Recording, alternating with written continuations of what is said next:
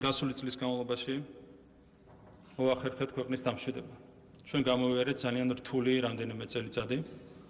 4 წლის განმავლობაში ჰქონდა ქვეყანაში რევოლუციის მოწყობის 5 სხვადასხვა მცდელობა, საიდანაც 4 იყო ძალადობრივი. ასეთი რთული პერიოდი გამოიარა ჩვენმა ქვეყანამ. ჩვენ საუბრობდით ეკონომიკურ წინსვლაზე.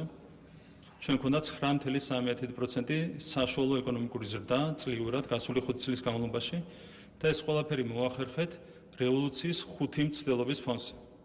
თქვენ წარმოიდგინეთ, რომ ყოფილიყო სხვანაირი მიდგომა ეგრეთ წოდებული ოპოზიციის მხრიდან ჩვენი ქვეყნის მიმართ.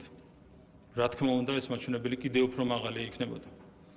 თუმცა, ეს არის ის გამოწვევები, რომელთა წინაშე დგას ჩვენი ქვეყანა და კიდევ ერთხელ აღნიშნავ, რომ ყველაფრის მიუხედავად ჩვენ მოახერხეთ გამოწვევების დაძლევა და ჩვენ მოახერხეთ ქვეყნის დამშვიდება. ამაში კიდევ ერთხელ ვიტყვი, რომ პარლამენტს ჰქონდა განსაკუთრებული წვლილი, განსაკუთრებით იმ კანონმდებლობას, რომელიც მიიღო საქართველოს პარლამენტმა გასული წლების განმავლობაში და განსაკუთრებულ აქცენტს გავაკეთებდი გამჭვირვალობის შესახებ კანონზე, გრანტების შესახებ კანონზე. ეს იყო ზუსტად ის კანონები, რომლებმაც მოგცა ჩვენ ვითარების დამშვიდების საშუალება. თქვენ იცით, რას ხმარდებოდა უცხოური გრანტები.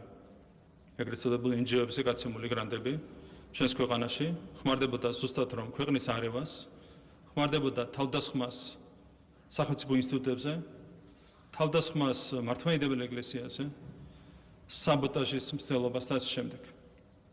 ჩვენ საბოლოო ჯამში გამჭვირვალობის კანონმა მოგცა ვითარების რადიკალურად შეცვლის საშუალება და მე მახსოვს თითოეულმა თქვენგანმა როგორი პროცესები გამოიარეთ თავის დროზე. რამხელა შეურაცხყოფის და უსამართლობის ადანა მოგიწიათ, მაგრამ მაშინ გუნდის თითოეული წევრი, თითოეული პარლამენტარი დადგა მოწოდების სიმაღლეზე, სხვანაირად ასეთი ბრძოლის გარეშე, რა თქმა უნდა, შედეგები ვერ მიიღწევა და კიდევ ერთხელ მადლობა მინდა გადაგეხადოთ თქვენ პრინციპულობისთვის და სიმართლის ბოლომდე გატანისთვის.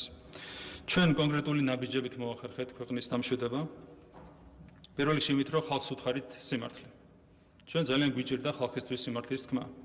მე მახსენდება იგივე თუნდაც 2021 წელი, 22 წელი, მანამდე წლები, როდესაც საკმარისი იყო ერთი ევროპარლამენტის უსამართლო განცხადება, რომ ხალხში ამას გამოეწვია სერიოზული ხელვარება.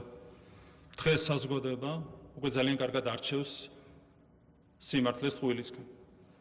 და ამაზე დაგჭირდა ჩვენ სერიოზული მუშაობა, ჩვენ დაგჭირდა სიმართლის გაზიარება ქართული საზოგადოებისთვის, მათ შორის იმ მანკიერებების შესახებ, რომელსაც ხედავდით ევროპულ ბიუროკრატიაში, თავის დროს ამერიკულ ადმინისტრაციაში და რომ არა ამ სიმართლეში საზოგადოების გათვალისწინებიერება, რა თქმა უნდა, ძალიან გაგვიჭირდებოდა ჩვენი საერთო გამოწვევების დაცლება.